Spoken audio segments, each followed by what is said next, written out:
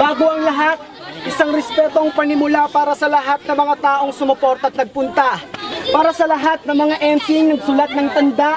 Para sa mga puno at sangang pinagkonekta ang madla. Sa harap ng mismong kamera, buong paggalang na pakikipagkamay bilang pananda ng aming respeto para sa mga kalaban namin dumayo pa sa Bulacan at nagpunta. Hinihiling lang namin ang konting palakpakan ng madla. Sigurado bang dawa? Putangin na mo, Lucas! Naniwala ka, tanga!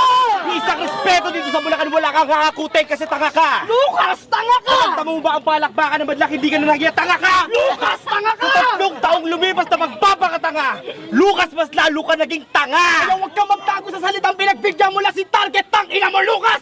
Matagal ka ng tanga! Lucas, tanga ka! Oo, sobrang tanga!